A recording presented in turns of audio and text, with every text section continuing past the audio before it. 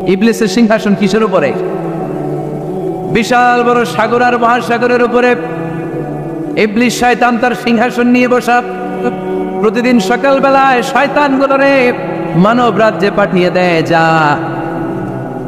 তোরা মানব রাজ্যে চলে যা, যে মানুষকে ওয়াসওয়াসা দেয়, ওয়াসওয়াসা দিয়ে খারাপ কাজ করা। সারাদিন খারাপ কাজ করার পরে কি কি ওয়াসওয়াসা দিল, কি কি খারাপ কাজ মানুষের মধ্যে ঘটালো, সন্ধ্যাবেলায় সব শয়তানে সেই ইবলিসকে বয়ান শোনায়।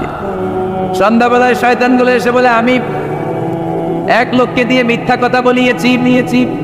আরেক শয়তান বলে, আমি নামাজ কাজা করিয়েছি এক আল্লাহর বান্দাকে দিয়ে। আরেকজন বলে, আমি ওজনে কম দিয়েছি। আরেকজন বলে, আমি সুদের ব্যবসার মধ্যে টাকা লাগানোর ব্যবস্থা করে দিয়েছি। এক একজন এক একটা ওয়াসওয়াসা দিয়ে আল্লাহর মুমিন বান্দাদেরকে ধোঁকা দিয়েছে। এগুলোর ফিরিস্তি এসে সব শয়তানেরা ইবলিসকে শোনায়, কিন্তু কোনো কথাতে ইবলিসের মন ভরে না। কোন শয়তান এসে বলে, আমি তো এমন মদের আড্ডাখানায় নিয়ে গেছি আল্লাহর বান্দাদেরকে, এগুলো নামাজই পড়ে নেই, খালি মদ খেয়েছে। আবার কিছু শয়তান এসে বলে, আমি ক্যাসিনোতে নিয়ে গেছি, ওখানে খালি জুয়া খেলছে। আবার কিছু শয়তান এসে বলে, আমি বাজারের মধ্যে ফরমালিনের এই ওয়াসওয়াসা ঢুকাই দিচ্ছি। একটার পর একটা শয়তানি ফিরিস্তি তারা ইবলিসকে শোনায়, কিন্তু কোনো কাজে ইবলিসের মন ভরাতে পারে না। একজন এসে বলে, আনা মা তারাকতুহু বাইনার রাজুলি ওয়া ইমরাআতিহি হাত্তা ফাররাকতু, আমি একজন ইমানদার নারী পুরুষের মধ্যে ঝগড়া লাগাইয়া ওই ঝগড়া বাড়াতে তালাক পর্যন্ত নিয়ে গেছে। নাউজুবিল্লাহ পড়বেন না? শয়তান এবার তার উপর খুশি হয়ে যায়। সব শয়তানগুলোকে ঠেলে ইবলিস এই শয়তানকে কাঁধে তুলে নাচতে শুরু করে দেয়। কারণ মুমিন বান্দার সংসার যদি ভেঙে যায় শয়তান খুশি হয়ে যায়, আর মুমিন বান্দার সংসার টিকে থাকলে খুশি হয়ে যায় কে? এজন্য নীলফামারীর ভাইরা, ঝগড়া করা যাবে না। দাম্পত্য জীবনকে সুখী করতে চাইলে ঝগড়াকে আমরা নো বলে দিব। ঝগড়া অনেক সময় হবে, কিন্তু এটাকে বাড়তে দেওয়া যাবে না, এটাকে আমরা স্পেস দিব না, ওইখানে থামায় দিতে হবে। রাজি আছেন তো সবাই? আল্লাহ রাসূল সাল্লাল্লাহু আলাইহি ওয়াসাল্লামের ফ্যামিলিতে ঝগড়া হতো। আম্মা জান আয়েশা রাদিয়াল্লাহু তাআলা আনহার সাথে আল্লাহ রাসূল সাল্লাল্লাহু আলাইহি ওয়াসাল্লামের ঝগড়া হতো, হাদিসে পাওয়া যায়। কিন্তু এগুলো ছিল মধুর ঝগড়া, সুন্দর ঝগড়া। সুবহানাল্লাহ পড়েন। আল্লাহর হাবিব বলেন, ইয়া আয়েশা ইন্নী লা আ'লামু ইযা কুনতি আন্নী রাদিয়া ওয়া ইযা কুনতি আলাইয়া গাদবা। ও আয়েশা, তুমি কখন আমার উপর রেগে থাকো সেটাও আমি বুঝি, আবার কখন খুশি থাকো সেটাও বুঝি। আম্মা যারা এসে বললেন, ইয়া রাসূলুল্লাহ, ইয়া হাবিবাল্লাহ, কেমন করে আপনি বোঝেন যে আমি আপনার উপর রেগে আছি, আবার কেমন করে আপনি বোঝেন আমি আপনার উপর সন্তুষ্ট আছি? বিশ্বনবী বললেন, আয়েশা, তুমি যখন আমার উপরে খুশি থাকো, আমার উপর যখন তুমি রাজি থাকো, তখন তুমি দোয়ার সময় এইভাবে দোয়া করো, ওয়া রব্বি মুহাম্মদ, মুহাম্মাদের রব, আপনি আমাদের সব গুনাহগুলো মাফ করে দেন। আর যখন তুমি আমার উপর রেগে থাকো, তখন তুমি আমার নামটা মুখ দিয়ে উচ্চারণ করো না। ও আয়েশা, তখন তুমি দোয়ার সময় বলতে থাকো, ওয়া রব্বি ইব্রাহিম, ইব্রাহিমের রব, আপনি আমাদের সব গুনাহগুলো মাফ করে দেন। যখন তুমি খুশি তখন আমার নামটা মুখে নাও, যখন তুমি আমার উপর রেগে থাকো তখন তুমি আমার নামটা মুখে নিতে চাও না। আম্মা জান আয়েশা বললেন, ইয়া রাসূলুল্লাহ, ইয়া হাবিবাল্লাহ, মা হাজুরু ইল্লা ইসমাক, আমি শুধু আমার মুখ থেকে আপনার নামটারে সরায় রাখি, আমার হৃদয় থেকে কোনোদিন আপনারে সরাতে পারি না। মা হাজুরু ইল্লা ইসমাক, নবী হে, আমি তো শুধু মুখ থেকে আপনার নামটারে বাদ দিই, আমার হৃদয় থেকে তো আপনারে বাদ দিতে পারি না। আমার হৃদয় পুরোটা জুড়ে শুধু আপনি আর আপনি। চিল্লায় পড়েন আল্লাহু আকবার। তার মানে আম্মা জান আয়েশাও আল্লাহ রাসূল সাল্লাল্লাহু আলাইহি ওয়াসাল্লামের উপর রেগে থাকতেন মাঝে মাঝে। বিশ্বনবী মাঝে মাঝে রাগ করতেন। একবার খুব বেশি রাগারাগি হয়ে গেল, অনেক ঝগড়া হয়ে গেল। এবার আল্লাহ রাসূল সাল্লাল্লাহু আলাইহি ওয়াসাল্লাম খেয়াল করলেন না, এত ঝগড়া তো করা ঠিক হবে না। তখন আল্লাহর হাবিব সাল্লাল্লাহু আলাইহি ওয়াসাল্লাম বললেন, আয়েশা, চলো মিটমাট করি। কি করি?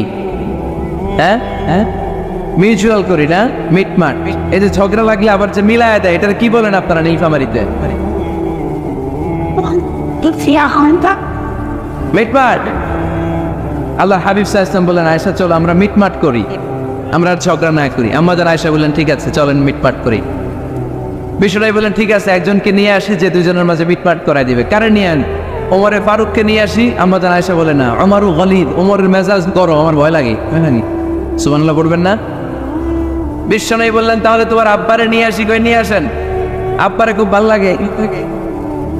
বিশ্বনবী বললেন, ঠিক আছে, তোমার কথাই রইল, ওমরকে ডাকবো না, তোমার আব্বা আবু বকরকে নিয়ে আসবো। বিশ্বনবী মিটমাট করার জন্য সাইয়েদনা আবু বকর রাদিয়াল্লাহু তাআলা আনহুকে ডেকে নিয়ে আসলেন। সাইয়েদনা আবু বকর রাদিয়াল্লাহু তাআলা আনহু ঘরে ঢুকলেন। বিশ্বনবী বললেন, আয়েশা, আমার আর তোমার মাঝে কি নিয়ে ঝগড়া হয়েছে? কথাটা কি তুমি বলবা নাকি আমি বলবো? আম্মা জান আয়েশা বলেন, আপনিই বলেন, তুমি মিথ্যা বললেন না, যা ঘটছে ওইটাই বললেন। ওলা তাকুলিল্লাহ হাক্কান, যেটা সত্য এটাই বলবে, অন্য কিছু বলবেন না। আবু বকর রাদিয়াল্লাহু তাআলা তো শুনে রেগে মেগে আগুন।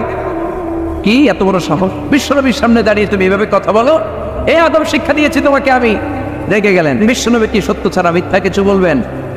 রেগে মেগে চিৎকার করে মেয়ের গালের মধ্যে দিলেন এক চপেট আঘাত। এক থাপ্পড়ে আম্মা জান আয়েশা উল্টায় পড়লেন। আবার মারার জন্য সাইয়েদনা আবু বকর রাগে গড়গড় করছিলেন, মেয়েরে আবার মারার জন্য উদ্যত হলেন। বিশ্বনবী অবস্থা ভয়ঙ্কর দেখে সাইয়েদনা আবু বকরের সামনে দুই হাত মেলে এইভাবে দাঁড়িয়ে গেলেন। বিশ্বনবীকে যখন আবু বকর রাদিয়াল্লাহু তাআলা আনহু দাঁড়াতে দেখলেন, সাইয়েদনা আবু বকর মুহূর্তের মধ্যে থেমে গেলেন। সুবহানাল্লাহ পড়েন। সাইয়েদনা আবু বকর রাদিয়াল্লাহু তাআলা আনহু ঘর থেকে বের হয়ে গেলেন।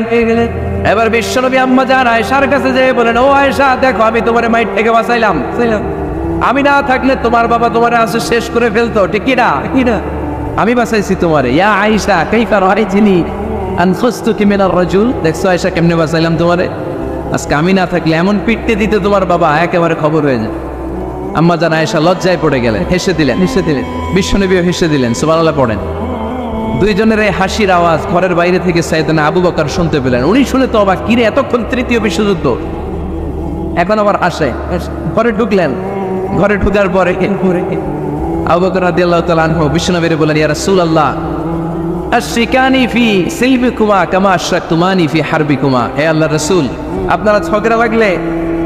আপনারা দুইজন ঝগড়া লাগলে মিটমাট করার জন্য আমারে যেমনি ডাকেন, আপনারা যখন সুখ আনন্দ আর হাসাহাসিতে ব্যস্ত থাকেন, ওই হাসির সময়গুলোতে শেয়ার করার জন্য তখনও আমার একটু ডাইকেন। পড়েন সুবহানাল্লাহ। ও নবী, শুধু ঝগড়ার সময় ডাইকেন না, কিন্তু শুধু মিলায় দেওয়ার জন্য ডাকবেন না। আপনাদের মধ্যে যখন সুখকর আনন্দময় হাসাহাসির মুহূর্তগুলো কাটে, ওই মুহূর্তগুলোতেও আমাকে এনে আপনারা শেয়ার করে দিয়েন। পড়েন সুবহানাল্লাহ। মুসনাদে আহমদ ইবনে হাম্বলের হাদিস। এই হাদিস প্রমাণ করে আল্লাহ রাসূল সাল্লাল্লাহু আলাইহি ওয়াসাল্লামের বড় ঝগড়া হতো স্ত্রীদের সাথে, তবে মধুর ঝগড়া, শিক্ষণীয় ঝগড়া। আওয়াজ করে বলতে হবে, ঠিক কি না? এজন্য ঝগড়া হবে, কিন্তু ঝগড়াকে বাড়তে দেওয়া যাবে। তাহলে দাম্পত্য জীবন সুখময় করতে চাইলে 1 নম্বরে স্যাক্রিফাইস, 2 নম্বরে ঝগড়াকে আমরা কি বলে দিছি আজকে? বলে গেছি ঝগড়াকে কি বলবো? নো। তাসলিমা নামে একটি মেয়ে হারিয়ে গেছে।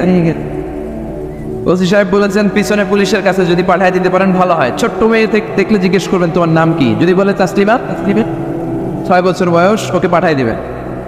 3 নম্বর, দাম্পত্য জীবন সুখময় করতে চাইলে দাম্পত্য জীবনের কোনো গোপন কথা কারোর সাথে শেয়ার করা যাবে না। এটা কবিরা গুনাহ, এটাকে হারাম বলে ঘোষণা দিয়েছে কে? এটাকে বিষ্ণু বলেছেন আযমুল আমানা। স্বামী স্ত্রীর মধ্যে যে অন্তরঙ্গ মুহূর্ত কাটে, এই মুহূর্তগুলোর কথা কারোর সাথে শেয়ার করা যাবে? নীলফামারীর যুবক ভাইরা চিল্লায় বলে, এগুলো শেয়ার করা যাবে? বিষ্ণু বললেন, খবরদার, এটা আযমুল আমানা। স্বামীর সবকিছু স্ত্রীর কাছে আমানত, স্ত্রীর সবকিছু স্বামীর কাছে আমানত।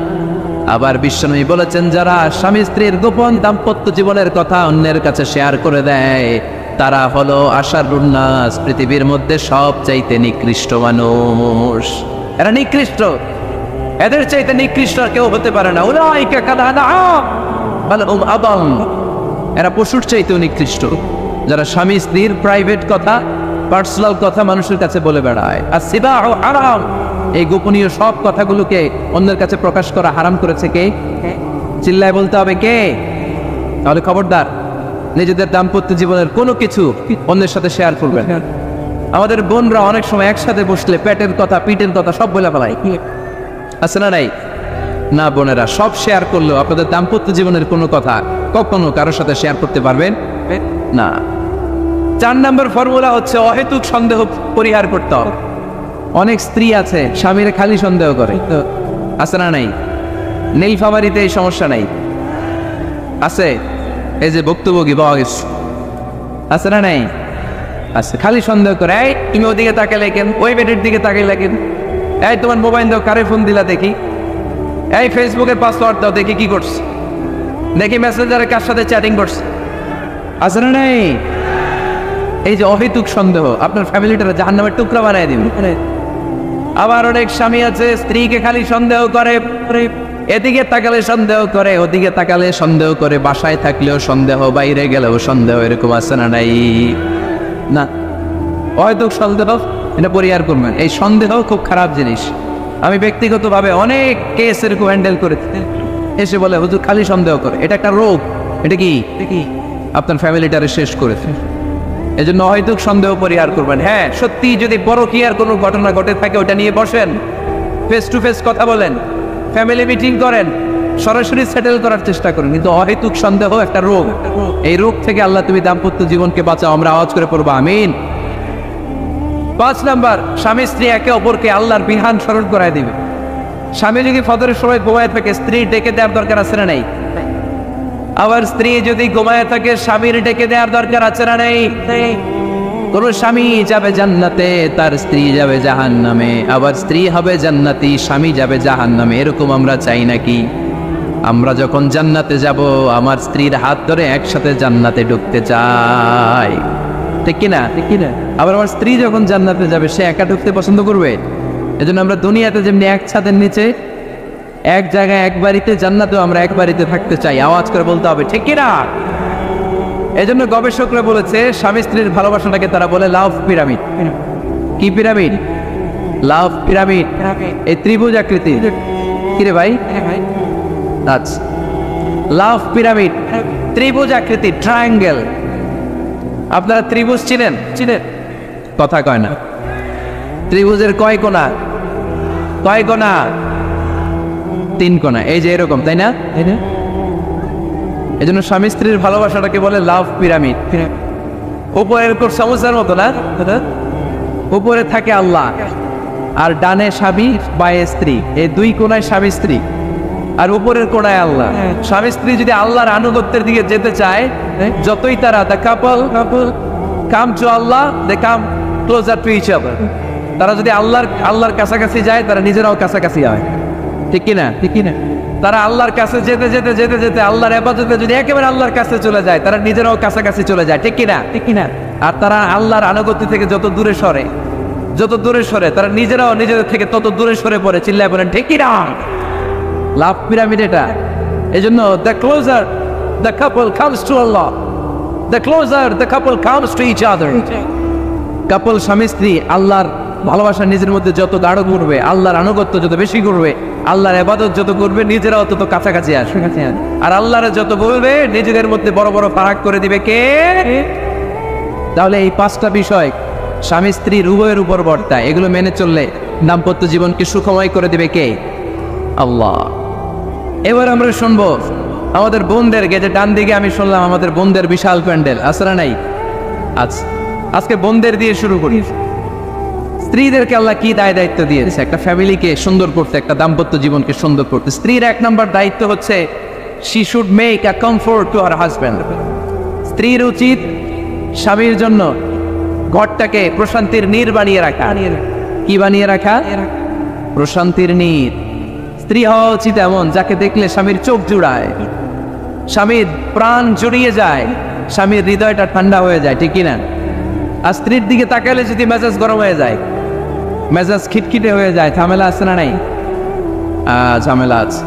এজন্য মেহরবানি করে আমাদের বোনরা যারা, এমন কোনো কাজ করবেন না যেটা স্বামীর মেজাজকে খিটখিটে করে দেয়। কারণ আল্লাহ তাআলা আপনাদেরকে তৈরি করেছে লিতাসকুনু ইলাইহা, স্বামী আপনার কাছে গেলেই যেন তার হৃদয়টা প্রশান্ত হয়ে যায়, ঠিক কিনা? অনেক স্ত্রী আছে না জেনে না বুঝে স্বামীর সাথে এমন খিটখিটে মেজাজ দেখায় যেটা স্বামীর জন্য মেনে নেওয়া কষ্টকর। আমি একটা জরিপে পড়েছি, পৃথিবীর অনেক স্বামী স্ত্রীর কারণে হার্ট অ্যাটাক করে মারা যায়। আসলে নাই? এই তো ভুক্তভোগী পাওয়া গেছে। স্বামীর জন্য একটা ত্রাস হয়ে দাঁড়ায় স্ত্রী, ত্রাস। অনেক স্বামী আছে স্ত্রীর এরকম আচরণের কারণে, অতিরিক্ত প্রেসার ক্রিয়েট করার কারণে স্ত্রীদেরকে ভয় পায়। অবশ্য নীলফামারীর কোনো স্বামী তার স্ত্রীরে ভয় পায় না। ভয় পায়? স্ত্রীরে ভয় পান কে কে দেখি?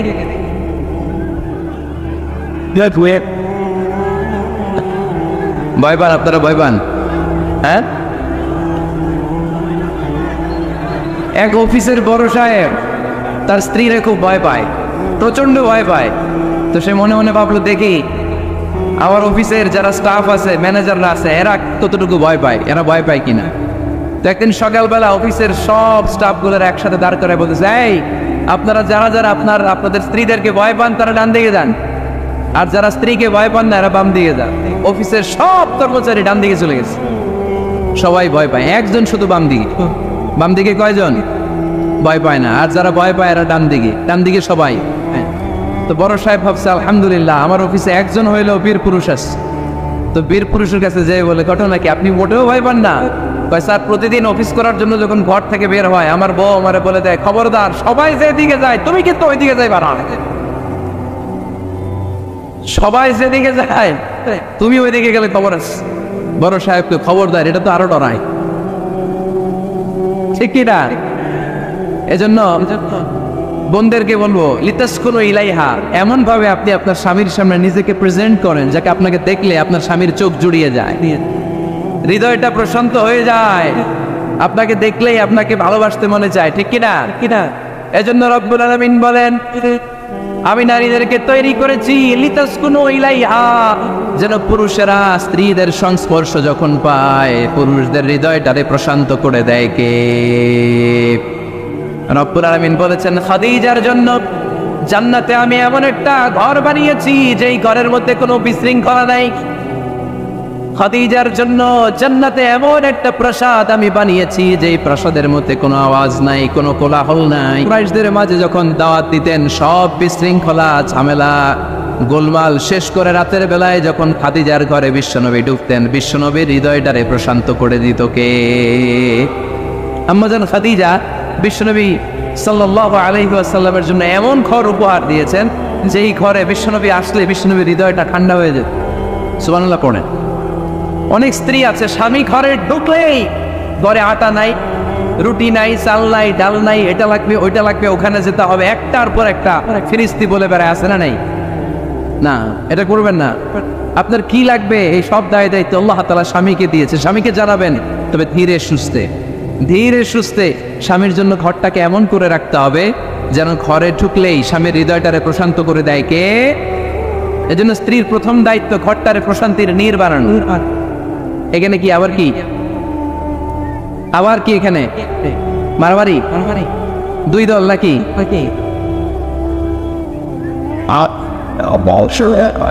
আপনাদের মনোযোগ আসছে না গেছে? কষ্ট হচ্ছে? হ্যাঁ, অনেক রাত হয়ে গেছে তো, প্রায় 10:30। হ্যাঁ, তাকবীর পড়েন, লিল্লাহে তাকবীর। তো কিছু লোক ওঠা বসা শুরু করলেন কেন? হ্যাঁ, 1 নাম্বার 2 নাম্বার 3 নাম্বার নাই তো আবার?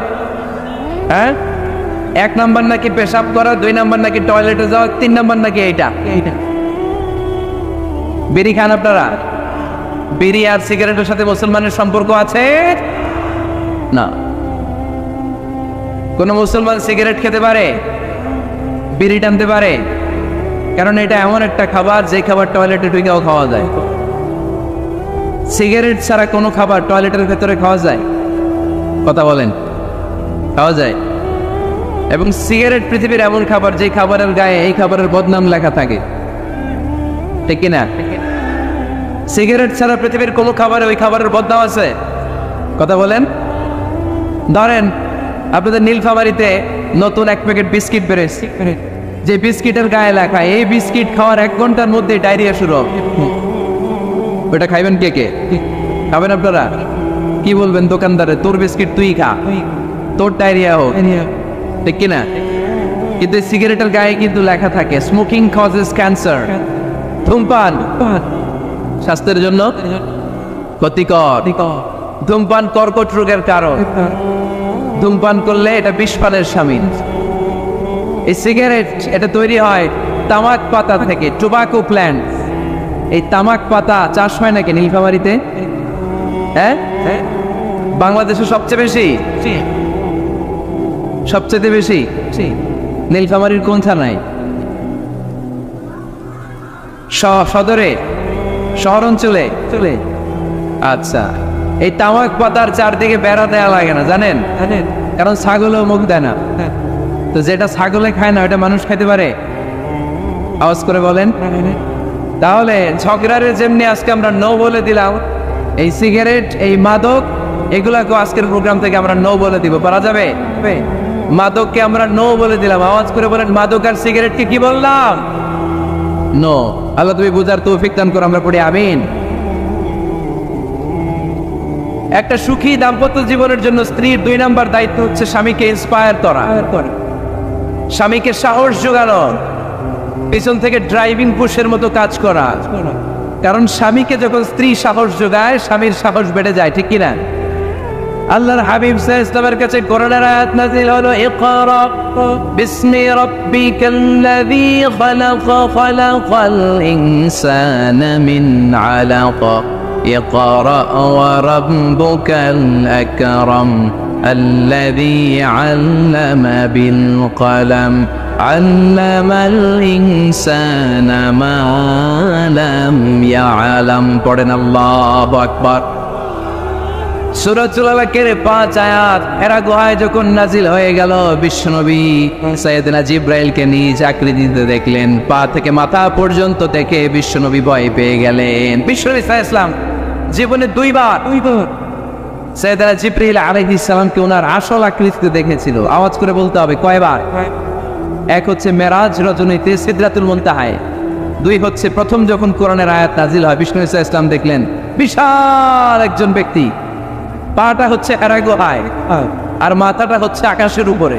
এই বিশাল একটা লোক, সে কোরআনের 5 আয়াত নিয়ে এসেছে সূরাতুল আলাক, আর বলতে শুরু করেছে, ইয়া মুহাম্মদ ইকরা, আপনি পড়ুন, আপনি পড়ুন, আপনি পড়ুন। 3 বার পড়ার আদেশ করার পরে বিশ্বনবী সাল্লাল্লাহু আলাইহি ওয়াসাল্লাম পড়তে আরম্ভ করলেন, ইকরা বিসমি রাব্বিকাল্লাযী খালাক খালাকাল ইনসানা মিন আলাক ইকরা ওয়া রাব্বুকাল আকরাম আল্লাযী আল্লামা বিল কলম আল্লামাল ইনসানা মা লাম ইয়ালাম। বিষ্ণু সাল্লাল্লাহু আলাইহি ওয়াসাল্লাম পড়তে আরম্ভ করলেন। প্রথম কোরআনের আয়াত যখন নাজিল হয়ে গেল, বিষ্ণু সাল্লাল্লাহু আলাইহি ওয়াসাল্লাম ভয় পেয়ে গেলেন। হাত নাড়াচ্ছেন কেন আপনারা? হ্যাঁ, কি স্ক্রিনে দেখা যায়?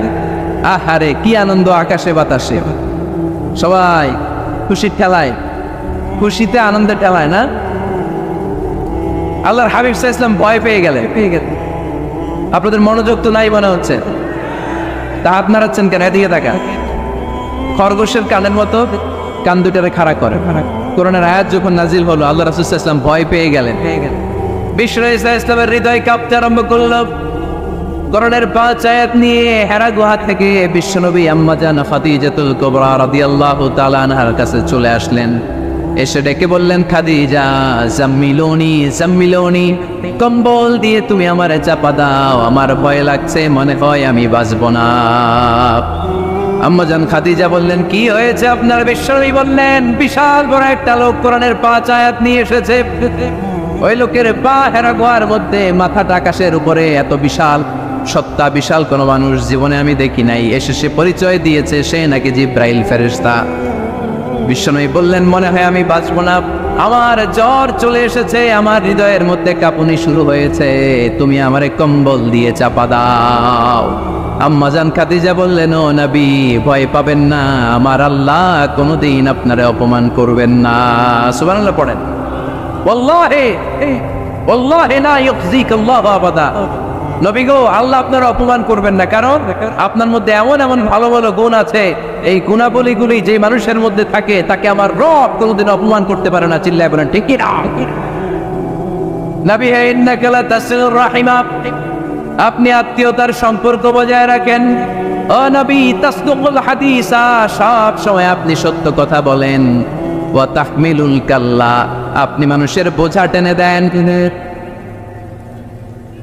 ওয়া তাকসিবুল মা'দুমা, যার উপার্জন করার কেউ নাই, নিজে গায়ে খেটে আপনি তারে উপার্জন করে দেন। ওয়া তুআইনু আলা নাওয়াইবিল হক, সত্য যেখানে বিপন্ন সেখানে আপনি সাহসী সৈনিকের মতো দাঁড়িয়ে যান। সুবহানাল্লাহ। রব্বুল আলামিন বলেন, উন্না লিবাসুল লাকুম ওয়া আনতুম লিবাসুল লাহুন। ও নারীরা, তোমরা তোমাদের স্বামীদের পোশাক, আর তোমাদের স্বামীরা হলো তোমাদের পোশাক।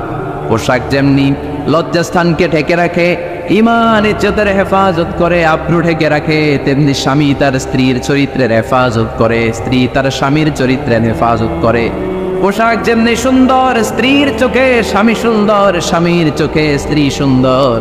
পোশাক যেমনি মানুষকে আরাম দেয়, প্রশান্ত করে দেয়, স্বামী আর স্ত্রী একে অপরের সংস্পর্শ পেলে তাদের হৃদয়টাও প্রশান্ত হয়ে যায়, ঠিক কিনা? এজন্য আল্লাহ তাআলা পোশাকের সাথে তুলনা করেছেন। পোশাক, একে অপরের পোশাক, পোশাক চামড়ার সাথে লেগে থাকে না, আলাদা থাকে? কি থাকে? তার মানে স্বামী স্ত্রীর সম্পর্কটা এরকম মিলেমিশে ভালোবেসে একাকার, ঠিক কিনা? আর নিসাউ শাকাইকুর রিজাল, নারীরা পুরুষদের কাউন্টার পার্ট। নারী হচ্ছে পুরুষের সহযোগী। এই পৃথিবীর এই সভ্যতা, এই সিভিলাইজেশন, এই উন্নয়ন, এই ডেভেলপমেন্ট, এটা শুধু পুরুষরা করে নাই। এই উন্নয়নের অংশীদারিত্বে আমাদের বোনদের, নারীদেরও হাত আছে না নাই? এজন্য কাজী নজরুল বলেছেন, এ বিশ্বে যা কিছু সুন্দর চিরকল্যাণকর, অর্ধেক তার করিয়াছে নারী, অর্ধেক তার নর। চিল্লায় বলেন ঠিক কিনা? এজন্য এই মহাবিশ্বের এই সভ্যতায় আপনাদের যেমনি অবদান, আমাদের বোনদের অবদান আছে না নাই? স্বামী স্ত্রী এই দুজন মিলে এই বিশ্ব সভ্যতা তৈরি হয়েছে। এজন্য দুজনের মধ্যে সম্পর্ক হবে পোশাকের মতো। পোশাক যেমনি দেহের সাথে লেগে থাকে, স্বামী স্ত্রীর মধ্যে এরকম সুসম্পর্কের দরকার আছে না নাই? আচ্ছা, আজকে আমরা জানার চেষ্টা করব কি করে স্বামী আর স্ত্রীর মধ্যে এই সুসম্পর্ক বাড়ানো যায়, ইনক্রিজ করা যায়। কি করে আমাদের মধ্যে মারামারি, কাটাকাটি, ঝগড়া, ডিভোর্স এই রেটটা কমানো যায়, এই ব্যাপারে আমাদের জানার দরকার আছে না নাই? ইসলামী শরিয়া স্বামী স্ত্রী প্রত্যেককে ইন্ডিভিজুয়ালি আলাদা আলাদা কিছু দায়িত্ব দিয়েছে। স্বামীকে কিছু দায়িত্ব দিয়েছে, আবার স্ত্রীকে কিছু দায়িত্ব দিয়েছে, আবার উভয়কে কিছু দায়িত্ব দিয়েছে। আমরা শুরুতে স্বামী স্ত্রীর উভয়কে আল্লাহ তাআলা কি দায়িত্ব দিয়েছে এটা জানবো। তারপরে স্ত্রীদেরকে আল্লাহ তাআলা কি দায়িত্ব দিয়েছেন সেটা জানবো। সবশেষে স্বামীদেরকে আল্লাহ তাআলা কি দায়িত্ব দিয়েছে সেটা জানবো। এই দায়িত্বগুলো পালন করার মধ্য দিয়ে দাম্পত্য জীবনকে সুখময় করে দিবে কে? আল্লাহ। শুরুতে আমরা জানবো দ্য কালেকটিভ রেসপন্সিবিলিটি, যৌথ দায় দায়িত্ব কি আছে স্বামী আর স্ত্রীর, কেমন করে দাম্পত্য জীবনকে সুখময়, শান্তিময় করতে হয়। একটা দাম্পত্য জীবন কলহমুক্ত করতে চাইলে, সুখময় করতে চাইলে সর্বপ্রথম স্বামী স্ত্রীর যেটা খেয়াল রাখতে হবে সেটা হচ্ছে স্বামী স্ত্রীর উভয়ের স্যাক্রিফাইসের মানসিকতা থাকা লাগবে। স্যাক্রিফাইস, আওয়াজ করে আমার সাথে সাথে বলেন স্যাক্রিফাইস। এই স্যাক্রিফাইস ছাড়া দাম্পত্য জীবন টিকবে? দুইজনেই যদি ঝগড়া করে, দুইজনেই যদি রেগে যায়, ঝামেলা আসে না নেই? স্বামী রেগে গেলে স্ত্রীকে থেমে যেতে হয়, আবার স্ত্রী রেগে গেলে স্বামীকে থেমে যেতে হয়। স্বামীও যদি রেগে যায়, স্ত্রীও যদি রেগে যায়, তাহলে তৃতীয় বিশ্বযুদ্ধ বেঁধে যাবে, ঠিক কিনা? এই জন্য রেগে গেলেন তো হেরে গেলেন, রাগা যাবে না।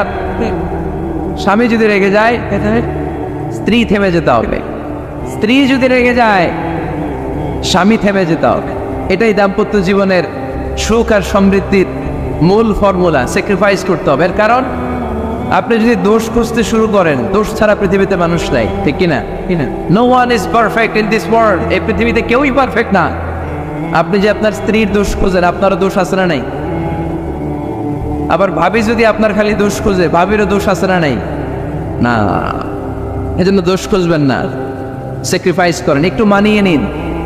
দাম্পত্য জীবনটা এরকমই, একটু ছাড় দিতে হয়, একটু মানিয়ে নিতে হয়। দাম্পত্য জীবনে কখনো মন খারাপ, কখনো মন ভালো, কখনো রোদ, কখনো বৃষ্টি, এই নিয়েই দাম্পত্য জীবন, ঠিক কিনা? তাহলে দাম্পত্য জীবনে যদি আমরা সুখ পেতে চাই, সকল নবদম্পতিকে বলবো একটু ছাড় দেওয়ার মানসিকতা বিল্ড আপ করেন, একটু মানিয়ে নেন, একটু মানিয়ে নেন, একটু ছাড় দেন, একটু মিলেমিশে চলেন। এক স্যাক্রিফাইস আমাদের জীবনটারে, আমাদের দাম্পত্য জীবনটাকে একটা জান্নাতি দাম্পত্য জীবন বানায় দিবে, ঠিক কিনা? দাম্পত্য জীবনকে সুখী করার 2 নম্বর ফর্মুলা হচ্ছে ঝগড়া করা যাবে না। আপনারা ঝগড়া করেন নাকি? হ্যাঁ, বউয়ের সাথে ঝগড়া করেন না এরকম বিবাহিত পুরুষ কে কে আছেন দেখি এখানে? হাত তুলছে অনেকে, বিশ্বাস হয় আপনাদের? হ্যাঁ, অনেক ঝগড়া। হ্যাঁ, আচ্ছা, মেয়েরা বেশি করে? না না, এই মহিলা প্যান্ডেল আছে এদিকে, এদেরকে জিজ্ঞেস করলে বলবে সব দোষ আপনাদের, আর আপনারা দোষ দিচ্ছেন এদের। তো ঝগড়া করবেন না মেহরবানি করে, সম্মানিত ভাইরা, ঝগড়া করবেন না। কারণ এই ঝগড়া থেকে, সামান্য ঝগড়া থেকে অনেক সময় বিচ্ছেদের দিকে চলে যায় সম্পর্ক। ছোট্ট ঝগড়া থেকে যেতে যেতে ঝগড়া বাড়তে বাড়তে ডিভোর্সের দিকে গড়া, এরকম আছে না? নাই না। সামান্য ঝগড়া যদি বেঁধে যায়, শয়তান এটার মধ্যে বাতাস দেয়, এটারে বাড়াতে বাড়াতে শয়তান অনেক বড় করে। ইমানদারদের পরিবার ভেঙে গেলে শয়তান খুশি, আর ইমানদারদের পরিবার টিকে থাকলে আমার আল্লাহ খুশি। আমরা কার খুশি চাই? জোরে বলতে হবে, খুশি চাই কার? শয়তান সব সময় চায় ইমানদারদের ফ্যামিলি ভেঙে দিতে। Always he tries his level best to break down the relationship of a moving family. একজন ইমানদারের ফ্যামিলি কি করে ব্রেক ডাউন করে দেয়া যায়? যেন ঝগড়াই করবো না আমরা। আপনি ঝগড়া করলে ভাবি যেন ঠান্ডা থাকে, ভাবি ঝগড়া শুরু করলে আপনি ঠান্ডা থাকবেন। ঝগড়া করা যাবে না, কিন্তু ঝগড়া হয়ে যায় ফ্যামিলিতে, এটাকে চেক দিতে হবে। ঝগড়া নিয়ে অনেক মজার মজার গল্প আছে। একটা গল্প দিয়ে আজকে শুরু করি। এক লোক মাহফিল শেষ করে 11টার দিকে বাসায় ফিরেছে। তো বাসায় ঢুকার আগে তার ওয়াইফকে ফোন দিয়েছে। ফোন দিয়ে বলতেছে, এই মাহফিল শেষ, আমি কিন্তু বাসায় চলে আসতেছি, শুরু করার আগে তাড়াতাড়ি দরজাটা খোলো। তো স্ত্রী আবার রাতের খাবার স্বামীকে ছাড়া খায় না। তো স্ত্রী দরজা খুলে দাঁড়ায় আছে, স্বামী বেচারা আসছে। আসার পরে স্ত্রীকে বলতেছে, এই শুরু করার আগে রাতের খাবার দিয়ে দাও, খেয়ে নেই। তো স্বামী ওয়াশরুম থেকে ফ্রেশ ট্রেশ হয়ে আসছে, স্ত্রী বেচারিও ডাইনিং টেবিলে খাবার দিয়েছে। এবার স্বামীও খেতে বসেছে, স্ত্রীও খেতে বসেছে। স্বামী আবার বলতে আরম্ভ করছে, শুরু করার আগে ফ্যানটা ছাড়ো, খুব গরম লাগতেছে। এবার তো স্ত্রী রেগে বেগে আসেন, কি আসার পর থেকে শুরু করার আগে কি শুরু করার আগে? স্বামী বলতেছে, এই তো শুরু হয়ে গেল, এই শুরু হয়ে গেল। মানে কি? ঝগড়া। নীলফামারীর ভাইয়েরা, এটা শুরু করা যাবে না। শুরু করবেন আপনারা, ঝগড়া করবেন। আমাদের ফ্যামিলিগুলো থেকে ঝগড়াকে আজকে থেকে আমরা নো বলে দিলাম। মানে না, ঝগড়াকে কি বললাম?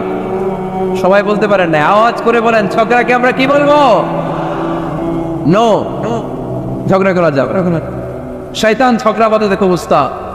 সহিহ মুসলিমের হাদিস, ইন্না ইবলিসা ইয়াদাউ আরশাহু আলাল মা তুম্মা ইয়াবআসু সাক। যারা চলে যায় ওনারা বেঁচে যায়, বিপদে পড়ে আছে আমরা, ঠিক কিনা? ওনাদের ওই পালাটা শেষ, কেউ থাকতে পারবে না। বিশ্বনবীও চলে গেলেন।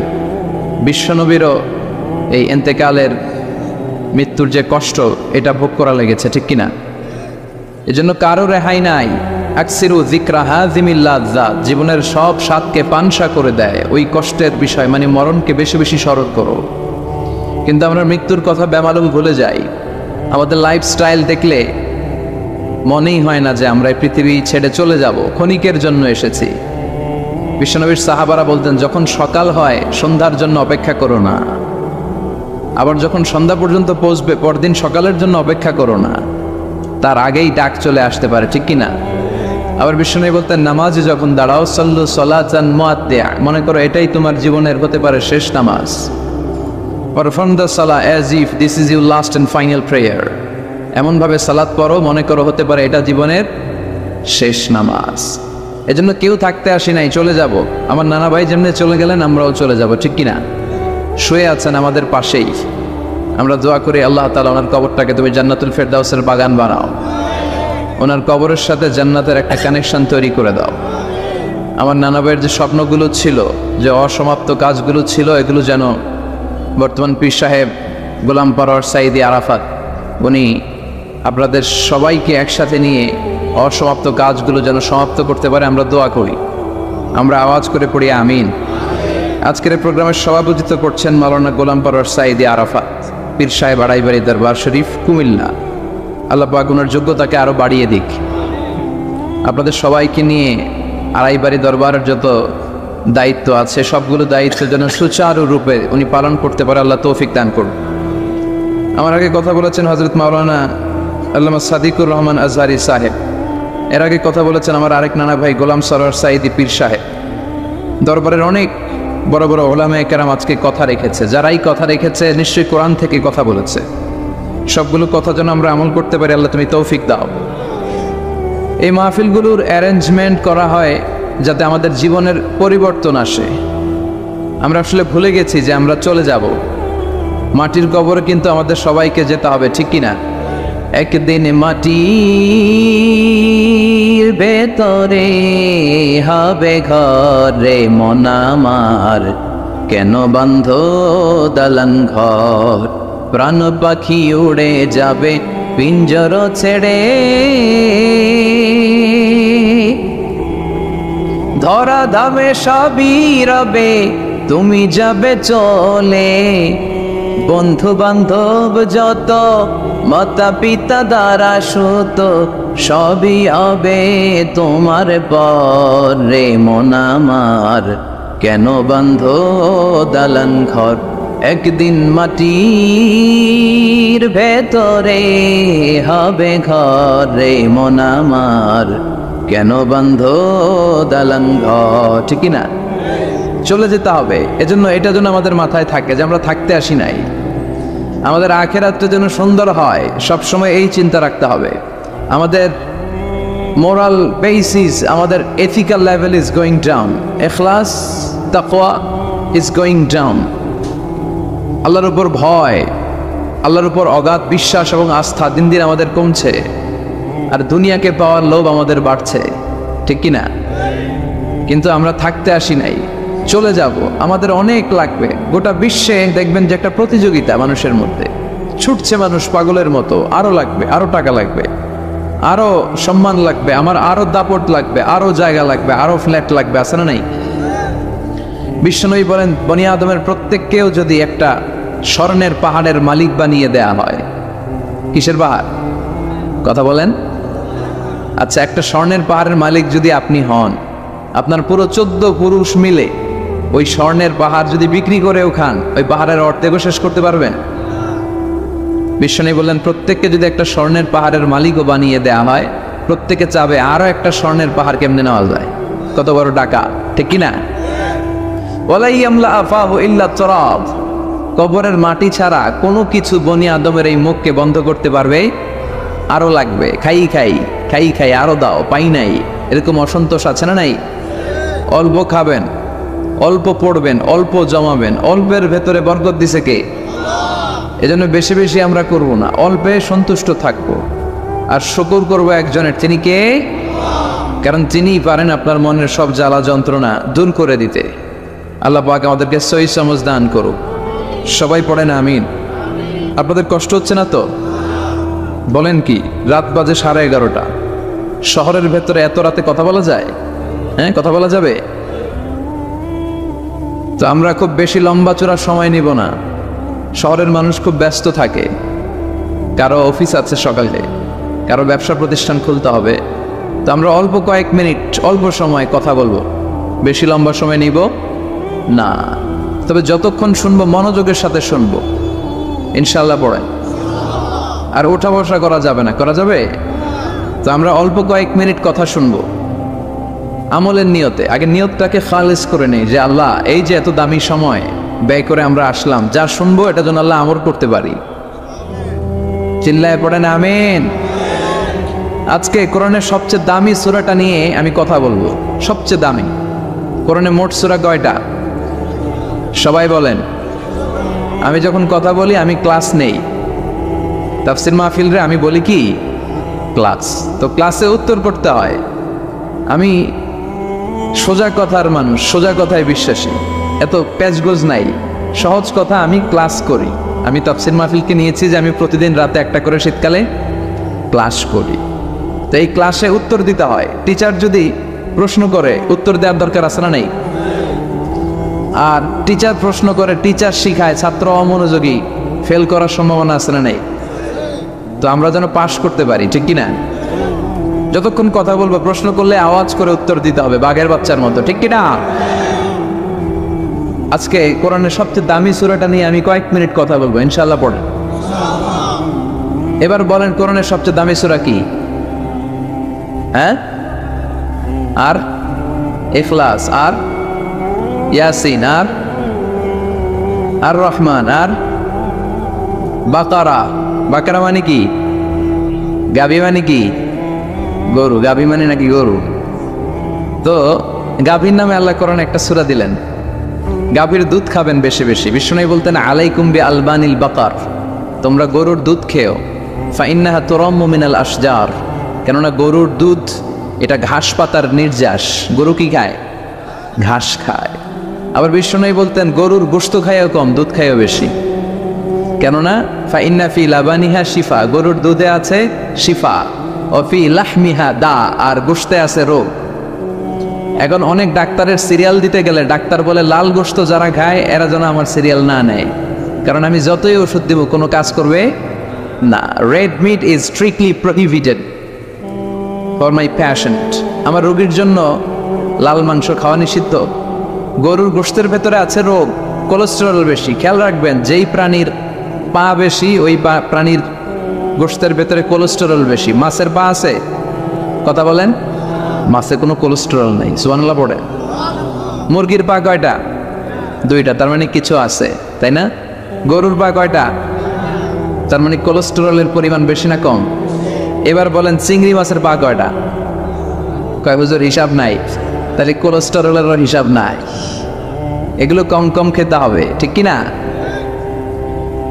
তো এজন্য দুধ খেতে হবে বেশি। জান্নাতে যারা যাবে আল্লাহ তাআলা জান্নাতীদের জন্য 4টা শারাবান তাহুরা রাখবেন। ওয়াসাকাহুম রাব্বুহুম শারাবান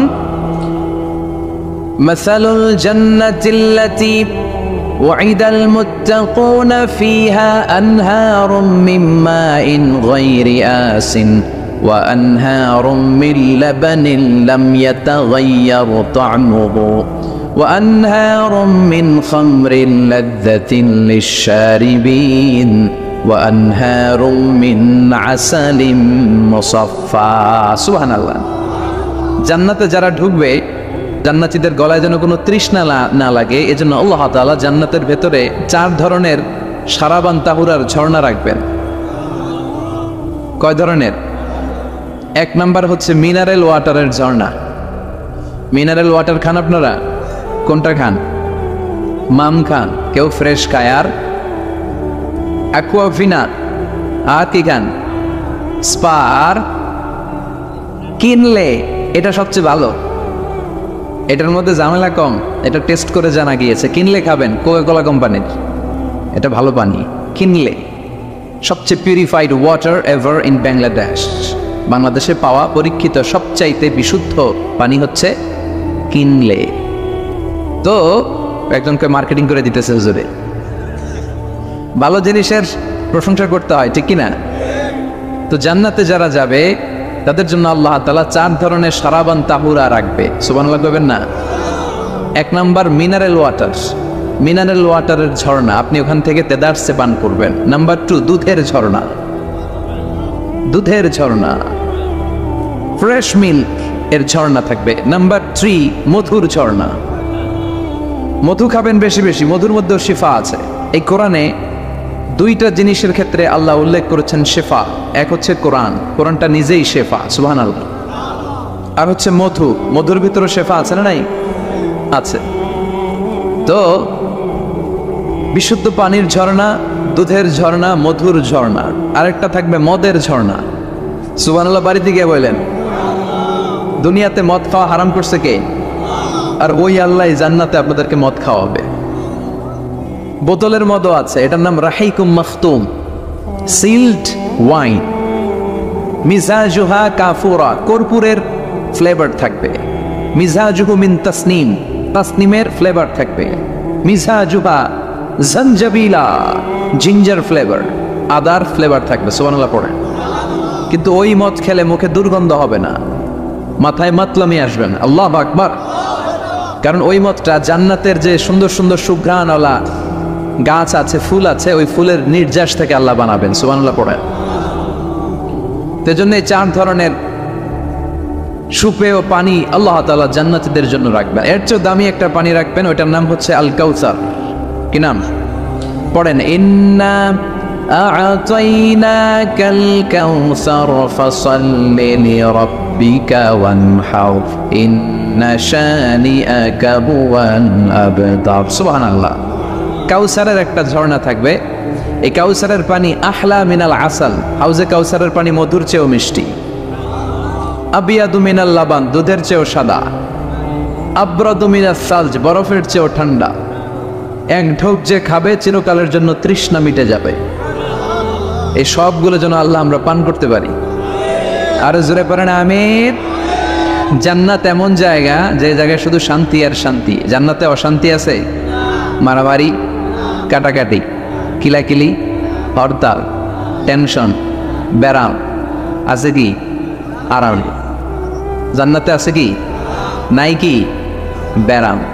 আরামের জায়গায় কোনো টেনশন নাই। জান্নাতের ভিতরে রোদ নাই, বৃষ্টি নাই, ভূমিকম্প আছে? দুনিয়াতে ভূমিকম্পের টেনশন হয় না? বন্যা আছে জান্নাতে? পুলিশের দৌড়ানি, র্যাবের দৌড়ানি আছে? বাড়ি ভাড়ার টেনশন, বিদ্যুৎ বিল, গ্যাসের বিল, গমে ধরে না আমাদের, ঠিক কিনা? জান্নাতে কোনো টেনশন না। জান্নাত হচ্ছে আরামের জায়গা। আপনারা যারা যাবেন জান্নাতে 60 হাত লম্বা হয়ে ঢুকবেন।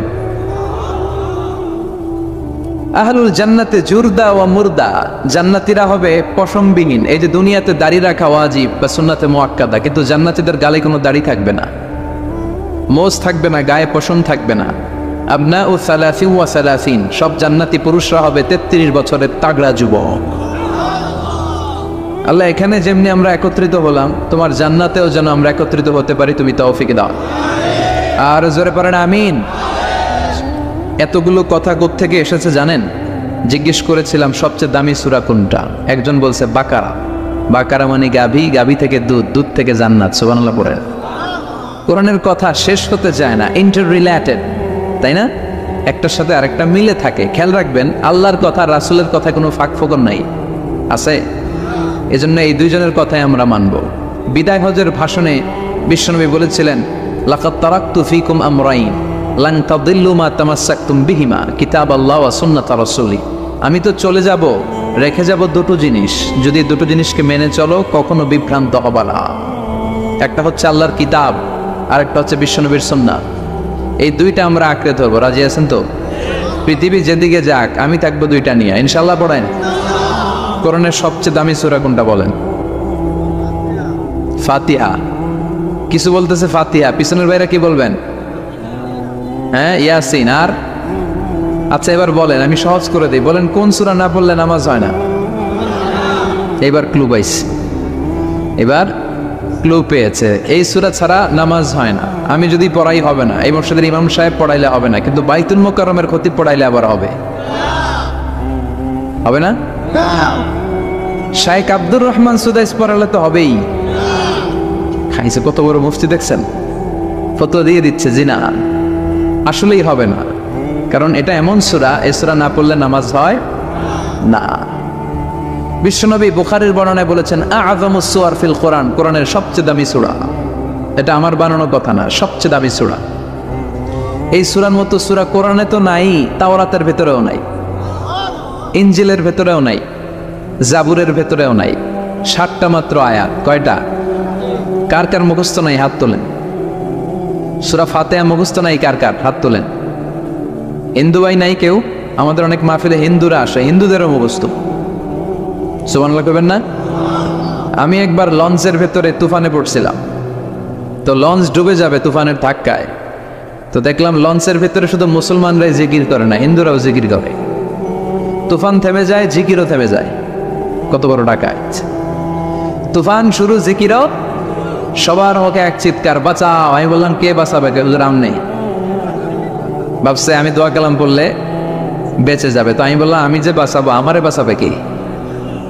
মনে রাখবেন, কেউ বাঁচাতে পারে না, একজন ছাড়া। চিৎকার করে বলতে হবে তিনি কে। কোরআনের সবচেয়ে দামি সূরার নাম সবাই বলেন। এই সূরাতুল ফাতিহার মাত্র 7টা আয়াত। কয়টা আয়াত? এই 7টা আয়াত নিয়ে কয়েক মিনিট একটু আল্লাহর রাস্তায় কুরবানি করা যাবে না? কান দুইটা খরগোশের মতো খাড়া করে, খরগোশ কান খাড়া করে শোনে, এজন্য খুব পিন ড্রপ সাইলেন্ট, পিনপতন নীরবতাও খরগোশ কান দিয়ে শুনতে পায়। এই সূরাটা হচ্ছে আউয়ালুস সূরা নাযালা কামিলান মিনাল কোরআন, কোরআনের সর্বপ্রথম নাজিল হওয়া পূর্ণাঙ্গ সূরা। এই সূরার আগে কোন সূরা পূর্ণাঙ্গ একসাথে নাজিল হয় নাই। কোন সূরার 5 আয়াত, 10 আয়াত, 20 আয়াত। আপনারা যে এখন সুন্দর কোরআন দেখতেছেন, বিশ্বনবীর সময় কি এই কোরআন ছিল? না। 23 বছরের লম্বা জিন্দিগিতে বিশ্বনবীর কাছে এই কোরআন নাজিল হয়েছে। পরবর্তীতে এটার কম্পাইলেশন করা হয়েছে, scripture, holy scripture, the Quran, whereof there is no doubt, no suspicion in it, and a guidance to those who are muttaqin. এটা এমন বই যেটাতে আল্লাহ কোনো ভুল রাখে নাই, মুত্তাকিনদের জন্য এটা পথ নির্দেশিকা হিসেবে আল্লাহ পাঠিয়েছে। পড়েন সুবহানাল্লাহ। তো সূরাতুল ফাতিহার আগে অনেক সূরা নাজিল হয়েছে, কিন্তু একটু একটু করে, পুরোটা একসাথে না। এই সূরাটা পুরোটা একসাথে সর্বপ্রথম নাজিল হয়েছে। এজন্য এই সূরাটারে আবার বলে ফাতিহাতুল কিতাব, মানে preface of the book, introductory সূরা। কোরআনটা খুললেই সর্বপ্রথম আপনার নজরে যে সূরাটা পড়বে, সূরাটার নাম সবাই বলেন সূরাতুল ফাতিহা। আবার বিশ্বনবী এটাকে বলেছেন কোরআনের মা। কি বলেছেন? চমৎকার একটা ইনফরমেশন না? মনে রাখতে হবে। তাহলে কোরআনের মায়ের নাম কি মনে থাকবে? বলেন তো, সকল পৃথিবীর সব শহরের জনপদের মায়ের নাম কি? মাক্কাতুল মুকাররমা। তেমনি কোরআন আল কারীমের মায়ের নাম হচ্ছে সূরাতু আল ফাতিহা। এরপরে বিশ্বনবী বলেছেন এই সূরাটা হচ্ছে সূরাতুল ওয়াফিয়া, অখণ্ড সূরা। এই সূরাকে খণ্ড খণ্ড করে পড়া যায় না।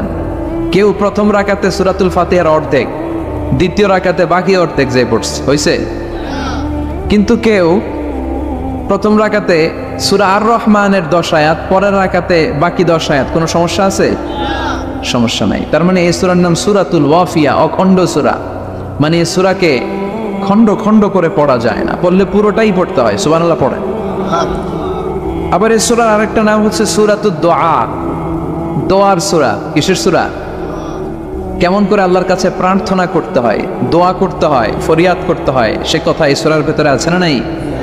কারণ এই সূরাতে আমরা প্রতিদিন একটা দোয়া করি, ইহদিনাস সিরাতাল, মানে কি? আল্লাহ আমাকে সরল সঠিক পথ দেখাও। আমাদেরকে পথ দেখায় কে? চিল্লায় বলেন।